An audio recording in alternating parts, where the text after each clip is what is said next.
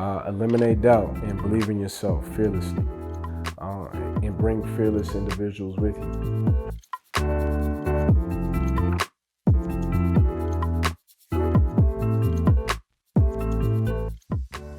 How's it going, guys? Welcome to another episode of Secrets to Silent Success. Today we have the one and only Xavier Alvarado. How you doing this morning, brother? Man, good, brother. Good to be here with you in my gallery, man. Yeah, cool. So we'll jump right into it, all right? So we know you were heavily influenced by your father, right? You talked about, hey, if he played basketball, I played basketball, right? If he did art, you did art. Tell me about your journey into art and becoming an artist. So again, my father was an artist, and still is. He's alive. He was my greatest example, my superhero.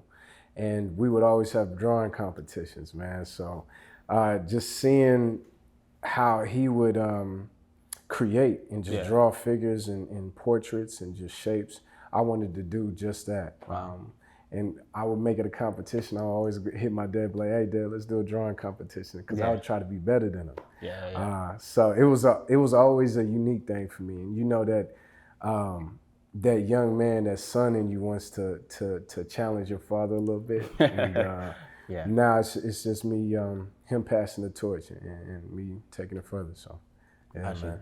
No, that's awesome. That's awesome. So it's beautiful that you had, someone to emulate, right? But for some of us, we may not have that parental or that father figure to emulate. Talk about, if you can, the importance of maybe finding a mentor, finding someone up to look up to, just finding someone that you can emulate and be inspired by, like you were with your father. Right. I think the biggest thing about finding a mentor per se is doing some research. You know what I mean? Of what type of person you want to be, what type of creator you want to be, and that goes with being a historian, man. My favorite subject in school was history. Okay. So I studied great leaders, great fighters, great painters, artists. And I just mixed that. So it's like you just pick and pull different characteristics from the mentors that you like or people that you like. It doesn't even have to be a mentor per se, but you may appreciate how somebody says something, right? Or you may appreciate how somebody, styles themselves. And you just mix that. It doesn't have to be one person. One of my favorite people in history is Muhammad Ali. And he was a great example of how I think a leader should be, So. My dad and Muhammad Ali and other people too. So Yeah. You right here? Yeah, I see that. Cool. Oh, my bad. Appreciate it. Just want to. Yeah, so he gonna make sure we looking right. No, appreciate you. Appreciate that. Yeah, so you talked about not only being inspired by whether it's your father or Muhammad Ali, but also taking little ideas and inspirations from other people's art. You're all self-taught, right? One of my favorite quotes is by Charlemagne the guy, Breakfast Club. He said, "No amount of classroom instruction can never prepare you for your work, your passion, right? You got to get experiential knowledge by doing, right?" Tell me a little bit about whether it's your techniques, your discipline, your regiment to be a self-taught artist. It starts with love. You have to love what you're doing and be excited about it, to be curious, what I mean? That's one of the biggest factors of doing anything and being proficient at anything is to be curious, to test things out, you know what I mean? I take a lot of factors from other elements and I combine them. So I treat a lot of the stuff that I'm doing like a scientist, right? And I got a hypothesis. Okay, let me see how this color mixes with this. Let me see how this texture feels against this metal, or just different things like that. So and you have to look at your craft from many different angles. Of course, to be self-taught and to innovate, right? You don't want to just be like somebody else. You want to be like yourself, right? And you can go to school for hours and hours and hours, years and years and years, right? But you can only know the inside the box information, right? And it's not until you go within yourself and create from that space, right? That self-taught space to create something new, right? And to innovate a space, right? And for it to feel good, You know, sometimes you can't do it like somebody else. You know what I mean? Yeah. You may wear a size 11. I can't fit that. You know, Yeah, I got to wear a size 10 or 10 and a half or something Yeah, like yeah. that. You know, so it's really it should be encouraged more to be a self-taught person in whatever craft that you do. Got you. Funny, the size 11. Right. But let me ask you this. When you are self-taught, when you are mixing colors, when you're innovating, when you're testing, like you said, like a scientist, what are you looking for? Or what feeling are you trying to achieve to know, like, okay, this is it? Most of the times I don't know yet, right? It depends on what the task and the objective is. So for this specific gallery, it's garden, right? So how does everything apply to growth, right? How does everything apply to a blooming in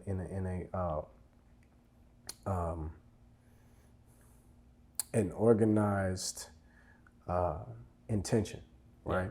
I talked that over with my team. I talked that over with peers of mine. Like, hey, what do you think about this? And that all ties into like creating, right? To finding that good medium, right? Because you can get an opinion from somebody else here. You can get a negative opinion here. But, you know, Abraham Lincoln said that one time. He kept somebody in his council that would deliberately disagree with his ideas so he could know that they were right, you know? So really just relying on your team and your self-belief. You know what I mean? No, I love that element about, you know, seeking out opinions and feedback on your work. I know for us as media creatives, before I maybe send it to a client or before I put it out, I'm like, hey, you know, mentor 1, mentor 2, my board of directors, what I call them. Hey, give me feedback. As an artist, though, typically sometimes we may take things personal because we put our love, we put our heart and soul in that thing. You say something negative about it. How do you maybe deal with and process some of those contrarian opinions, as you said with Abraham Lincoln? How do you process that? I take it into account, you know. Does it again apply to the objective? You know, and do I trust that opinion? You know, that's the biggest thing. You know what I mean? Because you know, shout out to moms. Moms is a general. You know what I mean? She's very on me about a lot of stuff, but she means well. You know what I mean? So I know that I can trust her opinion. But you know, I'm coming from a younger background. I'm coming from you know, somebody who's been in different places, right? Yes, she has experience, but I have experience in different areas too. So I can blend that, you know what I mean? I can find that happy medium outside of just saying no and thinking that she's just trying to be disrespectful or anybody's opinion, trying to be like, diminish my art, you know? And then going back and being like, okay, well, why did they say that? You know what I mean? Let me shut down my ego a little bit and peel back that layer and be like, okay, all right, man, maybe she was right. You know what I mean? And sometimes you got to walk away from something to really understand what they're saying. My dad tell me that all the time. Like, when you're creating, especially a painting, you can't have a magnifying glass to it all day. You got to step back. You got to see it from an angle. You got to sit over here in the corner and check it out. Maybe see it from that person's perspective. You know what I mean? So just finding that happy medium. Got you. In terms of being an artist, right? We've interviewed a tons of artists here on the podcast, whether it's photographers, musicians, videographers, et cetera, et cetera. One of the things I like to talk about is turning your passion into a paycheck. Right? Hey, this is more than a hobby. This is my livelihood. This is my craft. Tell me about your journey from turning that passion into a paycheck. Man, that's a good question because you know everybody love money and it makes sense, right? Turning that passion into a paycheck was literally based in serving, right? You have to serve people in order to get money, right? It's a give and a get. It's the laws of the universe. You know what I mean? So figuring out how you can help and provide in some type of way. How are you solving a problem? You know, that's just the basics, right? So, for example, the garden, I realized a lot of people, myself included, can walk around with a lot of self-doubt, right? Or a lot of almost in a limbo effect. Like, I don't know what to do. I like this, but I like this too. Well, you can like all those things. Just place it in a garden. In the same fundamentals it takes to plant seeds, like you can plant vegetables, fruits, trees, just different things. Do that same thing with your life. You know what I mean? And the garden is representative of the mind. So, yeah.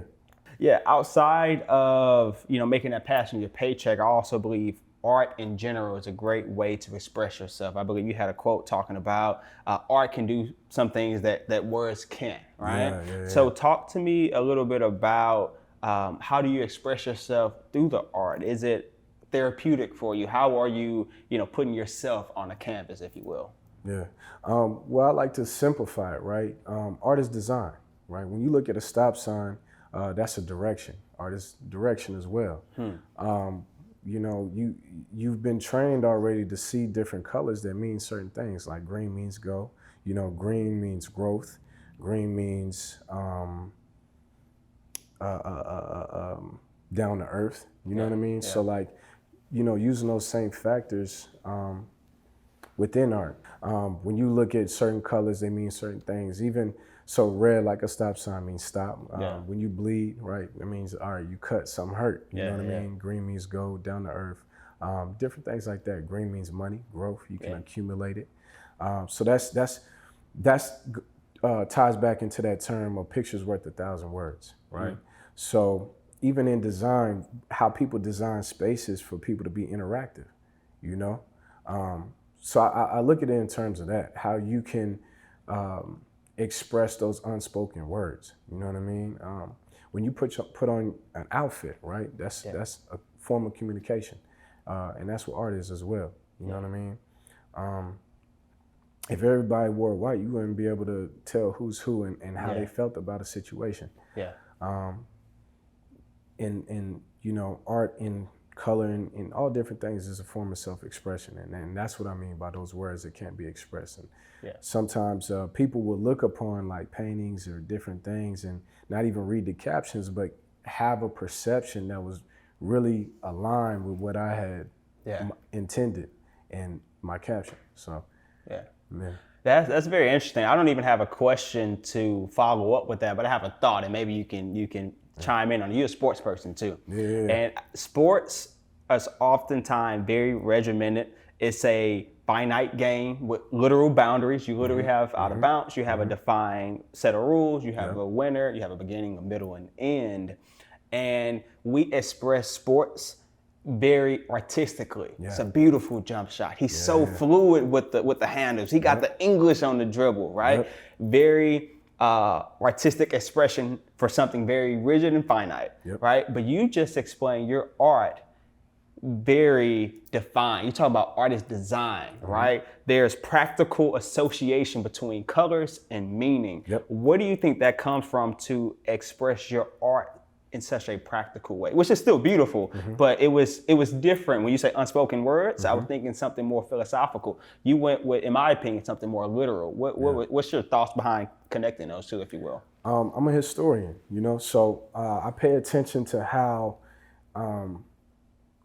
people have told stories through art in history, right? The Egyptians, Kemites, specifically wrote on the walls, right? And you have to question why that civilization was much stronger. It's most people work and learn faster through visualization, what I mean, through pictorial memory. And that's just a key factor, man. You know what I mean? Like, it's really dope when you think about it. Design, so I'll tell you something later. But it's really dope when you think about it, man, because it's a lot of people will say, hey, don't try to make money as an artist, but that's the nature of anything. You know what I mean? When you go outside, when you pick a car, when you pick a house, it's all design, man, and certain colors and moods affect how you maneuver, what you think, how you feel about a certain situation. You know what I mean? Skin color has been a thing for the longest. You know what I mean? And how you veer that, right? How it's engineered, how you're directed to perceive something.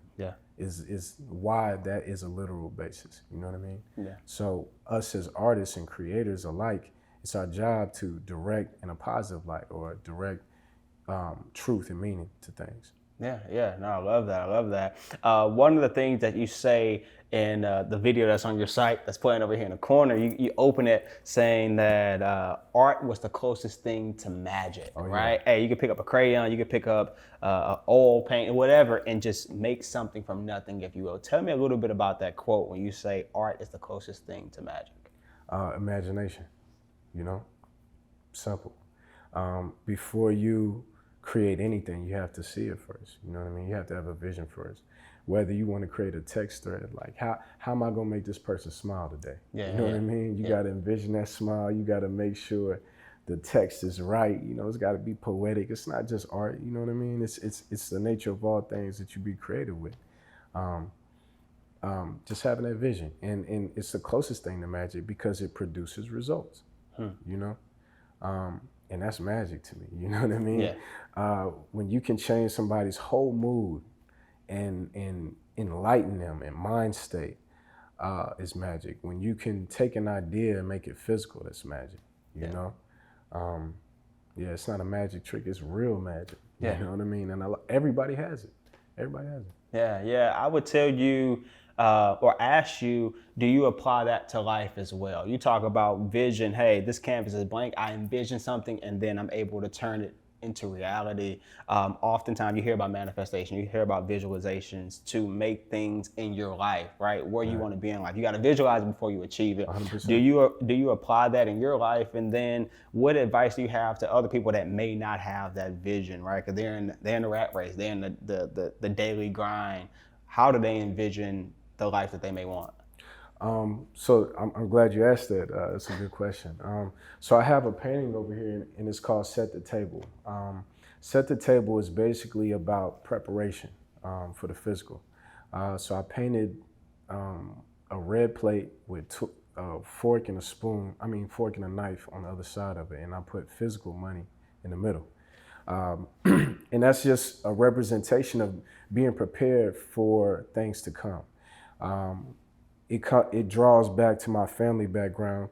My grandmother and my aunts would always tell the kids to set the table, to get ready to eat, because they would serve it, but we are setting up for the actual activity. And that's the same thing with life, right? I'll give you another example. So I came in here to this gallery. This gallery opened in April, Of Color Creatives. I came in here and I was just coming in for a photo shoot, but I had been painting around the city for a long time.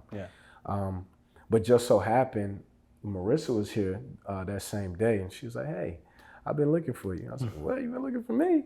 She was like, "Yeah." I said, "For what?" She was like, "Oh, to do some of the art." I said, "For real?" She was like, "Yeah, we're thinking about having some artists come here and either do a showcase or do a solo exhibition." I was like, "What?" And this was right at the time where I'd quit my 9 to 5. You know what I mean? So it was right on time. But I had been prepared all along. And she was like, "You can either place a piece of art in this exhibition or you can have a solo exhibition." And I was shocked. I was genuinely shocked because I was like, "Man, me? Oh, but for sure, I'm ready." You know what I mean? I've been prepared this whole time, man. I had so much ambition built up that I could fill this space.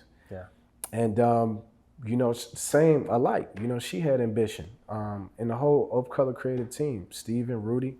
And again, team is important with that, right? Just being prepared yourself, right? If you don't know exactly how to get it, you can only prepare, right?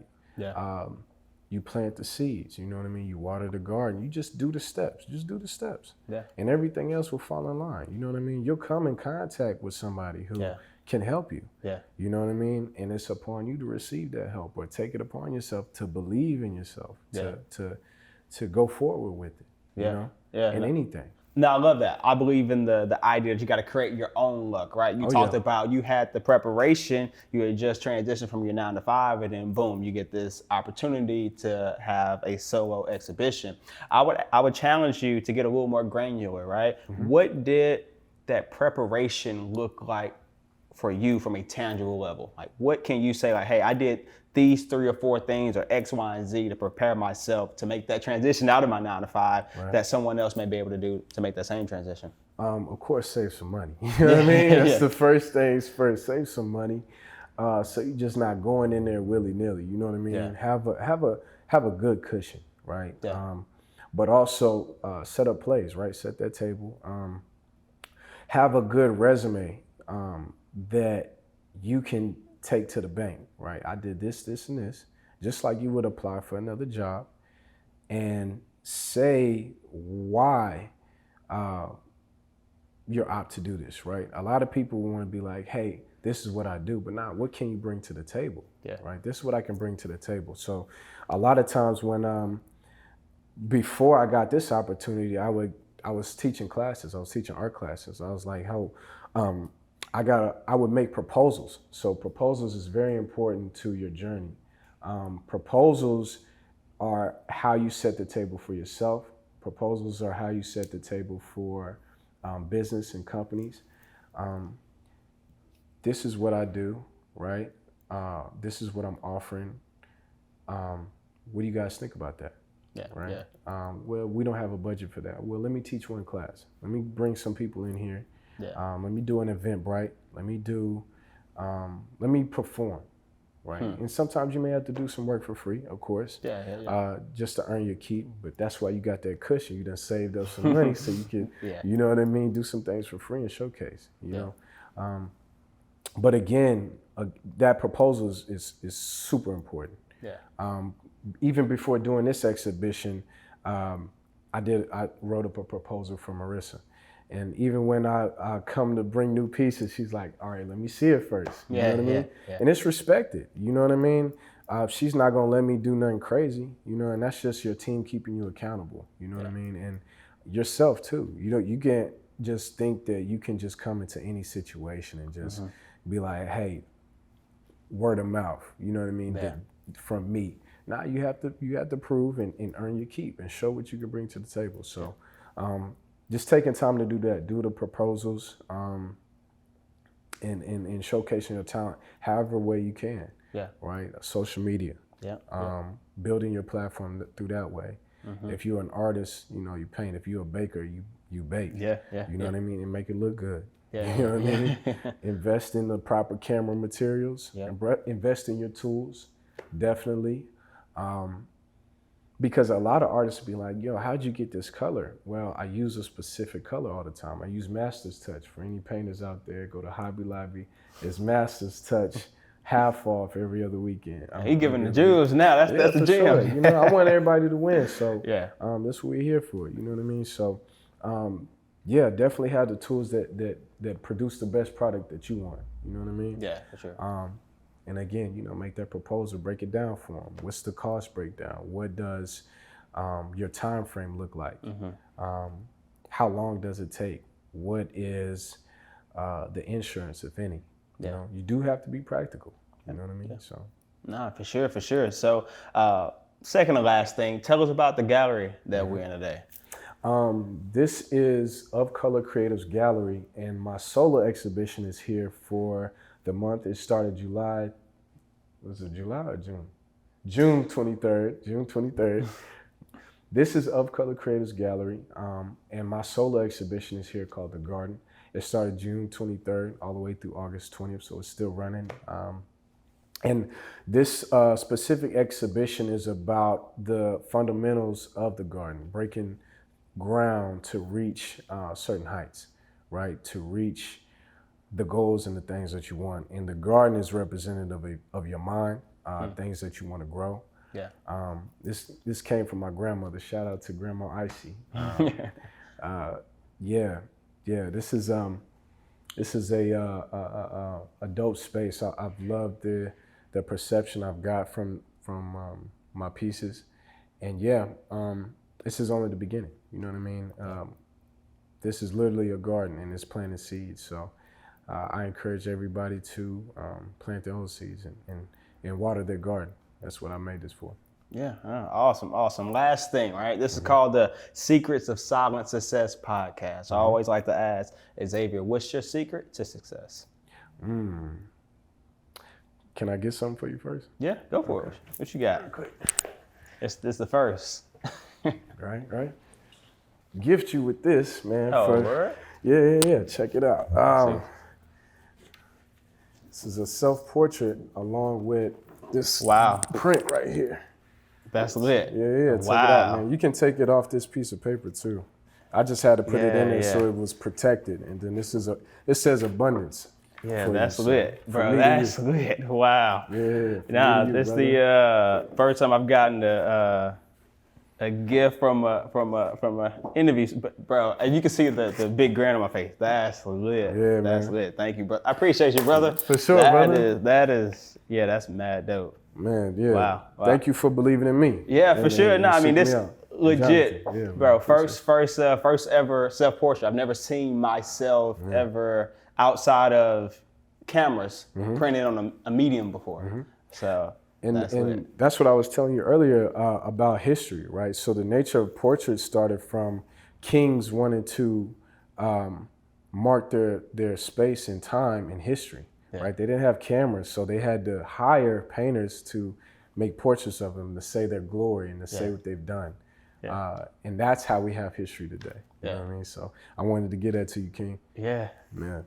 That's dope. That's dope. He gonna be jealous. But I gotta make you one, man. I never seen your face. If I would have known. We're gonna have to commission you, bro. Let us know. Let us know. We got to get you commissioned to do one, bro. That's lit. I had to do some research like you did on me, Oh, brother. Yeah. No, I appreciate that, bro. But like I said, secret to success. What is your secret to success?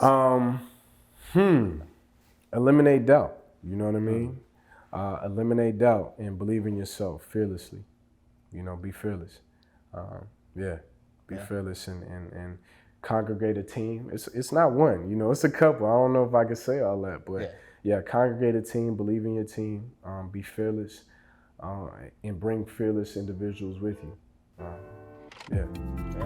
We'll leave it right there, brother. I appreciate you. We gotta do it again sometime. Yeah, not for sure. For sure.